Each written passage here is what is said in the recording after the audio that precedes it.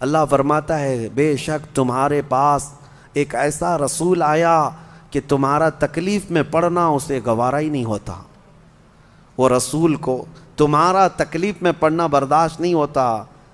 حریص علیکم بالمؤمنین، وہ صرف تمہارے ایمان کی طلب رکھتا ہے۔ رؤوف الرحیم، نہایت نرم دل ہے، شفقت کرنے والا۔ رسول پاک کی صفات اس میں بیان کی گئی۔ میرے عزیزو، یقیناً میرے آقا صلی اللہ تعالیٰ علیہ وسلم کو ہمارا تکلیف میں پڑنا گوارا نہیں، اسی لیے تو امتی امتی کرتے رہے زندگی بھر۔ بعض بزرگوں نے یہ بھی فرمایا کہ اگر کسی امتی کے پاؤں میں کانٹا بھی چبھ جائے تو حضور فرماتے ہیں اس کا درد مجھے بھی ہوتا ہے۔ وہ ہماری تکلیف کو گوارا نہیں کرتے رسول۔ جو نہ بھولا ہم غریبوں کو رضا، یاد اس کی اپنی عادت کیجیے۔ نبی پاک صلی اللہ تعالیٰ علیہ وسلم سے بڑھ کر کے ہمارا خیال کرنے والا اس روئے زمین پر کوئی نہیں آیا، کوئی نہیں آیا۔ وہ ہمارے محسن اعظم ہیں، یہاں پر بھی یاد کرتے رہیں، قبر میں بھی جب تم جاؤ گے تب بھی وہاں تشریف لائیں گے، اور آخرت میں بھی، قیامت کے دن بھی حال یہی ہے، حال یہی ہے۔ ایک صحابی نے پوچھا حضور آپ کو قیامت کے دن میں کہاں ڈھونڈوں، کہاں تلاش کروں؟ میرے آقا نے فرمایا 3 ایڈریس دیے، میدان قیامت میں ڈھونڈنے کے 3 پتے تھی۔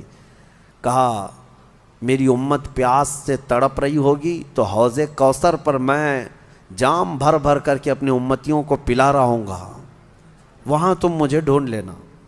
اگر وہاں نہیں ملا تو میزان عمل، جہاں لوگوں کی نیکیاں اور برائیاں تولی جا رہی ہوں گی، وہ بہت سخت معاملہ ہوگا۔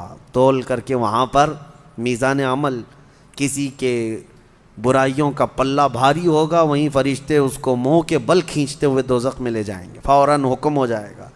وہ سخت معاملہ ہے۔ حضور فرماتے میں وہاں کھڑا رہوں گا، کیا دعا کرتے کرتے اپنے امتیوں کے نیکیوں میں کچھ نہ کچھ ڈال کر کے ان کا پلہ بھاری کر رہا ہوں کہ کسی نہ کسی طرح یہ بچ جائے، یہ بچ جائے۔ یہاں تک کہ حضور پاک صلی اللہ تعالیٰ علیہ وسلم کے متعلق یہ بھی ہے کہ ایک امتی پریشان حال تھا، رو رہا تھا، کیونکہ جیسے ہی فرشتے میزان عمل میں لے آئے اس کو پتہ تھا کہ کیا ہونا ہے۔ اعلیٰ حضرت نے اس کا پورا نقشہ جو ہے ایک نعت میں کھینچا ہے۔ وہ نعت پورے اشعار مجھے یاد نہیں، لیکن سنو گے تو پورے قیامت کا منظر اس میں ہے۔ کس کے جلوے کی جھلک ہے یہ اجالا کیا ہے، ہر طرف حیرت زدہ تختہ کیا ہے۔ اعلیٰ حضرت رضی اللہ تعالیٰ عنہ نے اس میں یہ فرمایا ہے۔ اور ایک وقت ایسا آئے گا کہ امتی پریشان ہو کر میزان عمل پہ کھڑا ہوگا، حضور بہت تیز قدموں سے وہاں پر پہنچیں گے۔ حضور آؤ ورنہ دم میں فیصلہ ہو جائے گا، امتی پکار رہے ہوں گے۔ تو حضور آ گئے، اس کے اعمال تولے ہی جا رہے تھے، اس کی نیکیاں تھی نہیں یا کم تھیں، برائیوں کا پلہ بھاری ہو رہا تھا۔ وہاں قیامت کے دن جو ترازو ہے، یہاں دنیا کے ترازو کے برعکس ہے، یہاں آپ اٹھائیں گے ترازو۔ اب تو سب ڈیجیٹل ہے، آپ کو کیا پتہ چلے گا؟ ہمارے بچوں کو معلوم ہی نہیں ترازو ہوتا کیسا تھا۔ تولنے کے لیے جو ہوتا تھا پہلے ایسا کاٹا اٹھاتے تھے اور 2 پلے ہوتے تھے، ایک پہ پتھر رکھا جاتا، ایک پہ سامان رکھا جاتا۔ جو وزن ہوتا ہے وہ کدھر جائے گا؟ نیچے جائے گا نا، جو وزن ہوگا وہ نیچے ہوگا، جو ہلکا ہوگا وہ اوپر جائے۔ لیکن ڈیجیٹل میں تو کچھ پتہ نہیں، خالی نمبر آتے ہیں۔ قیامت کے دن تو جو ترازو ہے اس کے ڈیجیٹل ہونے کا کہیں پر ثبوت نہیں ہے کہ نمبر آئیں گے۔ وہاں پر بھی ایسے ہی ترازو ہوں گے، 2 پلے ہوں گے، لیکن وہاں کے متعلق فرمایا گیا کہ جس کی نیکیاں بھاری ہوں گی وہ نیچے نہیں جائیں گے، جو پلہ بھاری ہوگا وہ اوپر جائے گا۔ جو بھاری ہوگا قیامت کے دن اوپر جائے گا۔ برائیاں بھاری ہوں گی تو اوپر جائیں گی، نیکیاں بھاری ہوں گی تو وہ اوپر جائیں گی، پلہ بھاری ہوگا یعنی اوپر ہو جائے گا۔ حضور پاک صلی اللہ علیہ وسلم تیز قدموں سے آ گئے اس امتی کے پاس۔ توجہ، اللہ کرے کہ ان میں وہ امتی ہم ہی ہوں۔ تیز قدموں سے آئے، اس کا پلہ برائیوں کا اوپر جا ہی رہا تھا۔ حضور پاک صلی اللہ علیہ وسلم نے نیکیوں کے پلے میں کوئی چٹی اس میں رکھ دی، کوئی چیز رکھ دی، اچانک اس کی نیکیوں کا پلہ بھاری ہو گیا، اور فرشتے فرشتوں نے کہا جا فلاں بن فلاں تجھے جنت کا پروانہ سنایا جا رہا ہے۔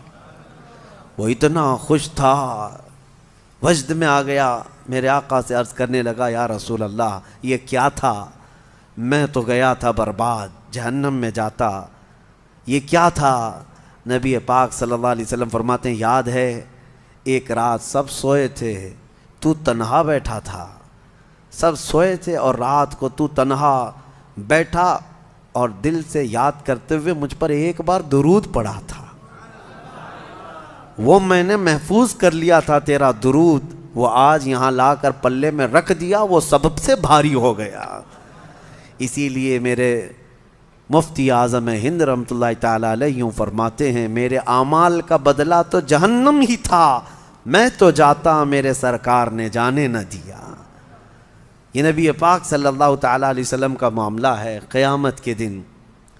تو یہ آیت جو آئی ہے لقد جاءکم، اس کی تفسیر بہت طویل ہو جائے گی کہ حضور کبھی بھی اپنی امتی کو تکلیف میں دیکھنا گوارا نہیں فرماتے، بالکل نہیں۔ اسی لیے اعلیٰ حضرت نے سچ فرمایا آج لے ان کی پناہ، آج مدد مانگ ان سے، کل نہ مانیں گے قیامت میں اگر مان گیا۔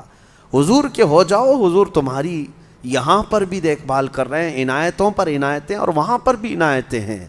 اللہ کریم ہمیشہ ہمیں جلوہ رسول میں رکھے۔